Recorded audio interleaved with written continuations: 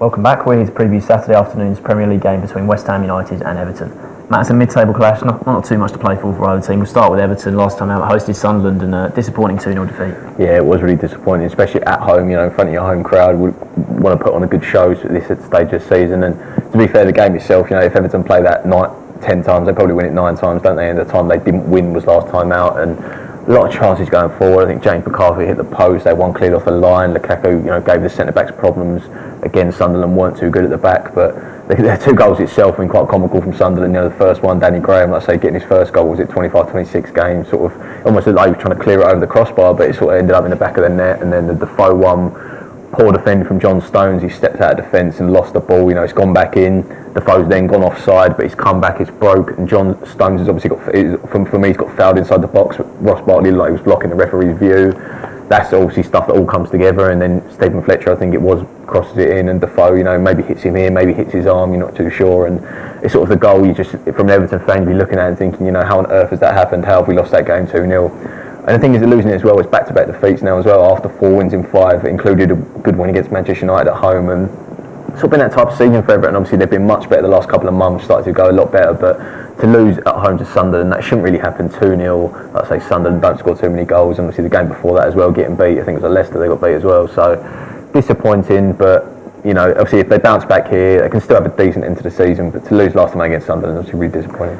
I think the biggest thing for Everton this term has just been how big a sort of drop they've had from where they were last season. You look at where they were last season, 72 points, 5th in the table, and where they're sitting now, 44 points. That's 38 points less than they had last season, which just shows. I mean, obviously going into the Europa League like they did, that would have taken, they got further than anyone else in the Europa League from England as well. So they did well there, but that obviously took their mind off some things, and obviously wouldn't have helped them in the league for sure. But there's still no excuse for how much of a drop it's been for them. You look at the table; they're sitting 11th at the moment, but they could finish as low as 13th if they sort of tail off at the end of the season.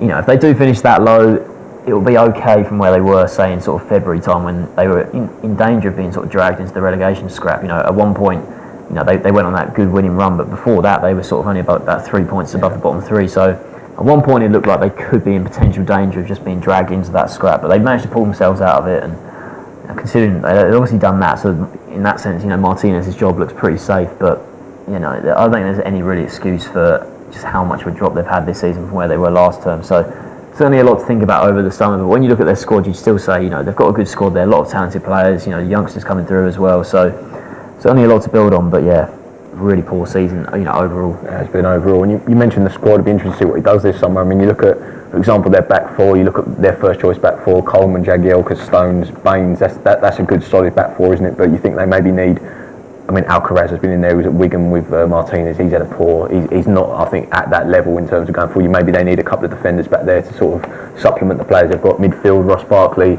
never really sort of had a consistent run, as he's shown bits and pieces. Obviously he's a really talented player.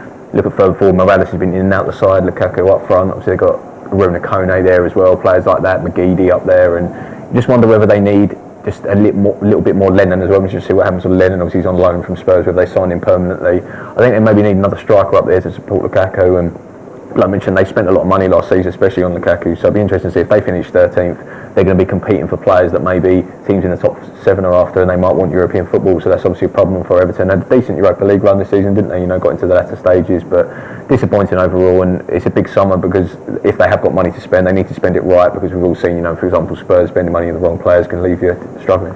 And I think the Lukaku one is the one that people will talk about, 28 million on a striker who's been quite up and down this year. But I think for me personally, you look at his record and his age, the amount of goals he scored for the age he is still one of the best records, in recent times in sort of world football. So I think certainly you can't discount the Lukaku transfer yet, because he is still so young. He's only 22 now, So I think, still there's a lot, he's got so much potential, in terms of just the raw attributes he's got, the physicality, he can shoot off both feet. I think certainly, I personally think that was a good buy at the time, because he's a young player, and if he can sort of just even show sort of steady progression, say in the next sort of 4 or 5 years to when he gets sort of what you'd say sort of his peak age, sort of 26, 27, if they can sort of keep him and keep improving him, they certainly, there's no reason why they haven't got a world class striker there for me personally, because he's still so young. His goal scoring record is great, and personally I think it was a good buy from them. And anyway, let's move on to West Ham now, who just above Everton in the table in 10th, but it's certainly been, while Everton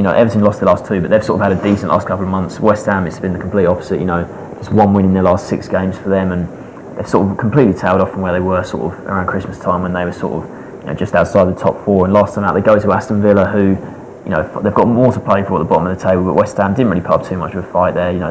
Villa came through 1-0, Tom Cleverley with the goal, and I think Allardyce would be a little annoyed with the defending for that goal. It was a bit too easy for Grealish to get to the byline, and then Cleverley sort of strolled into the box and found too much space, and he was able to stick it away. But West Ham not scoring again. They've struggled to score goals lately, and I think it's just the end of the season. Whereas sort of Martinez, he's done enough at the end of the season to warrant. There'll be no talk of Martinez get sacked this summer. But I think certainly Allardyce, we all expect him to leave, even if it's on his own. Even if he decides to leave or resign, or the club say, the time's up, it's time to let you go, we're going to try a new direction. But it's been a disappointing end to the season for West Ham considering where they were, and you just wonder how they'll reflect on the season. Will they think, right, we were fantastic in the first half, and then it's disappointing to tail off in the second, or will they just think on the whole it's disappointing that they weren't able to sort of maintain that sort of top 6, top 7 charge they were on? Because at one point they were looking really, really good. Look at progression. I think obviously last season they finished with 40 points. This season they've got 47. That's obviously progression. End of the season, last few games, it'd be interesting to see what happens with that. But you mentioned their goal struggles. I think last few games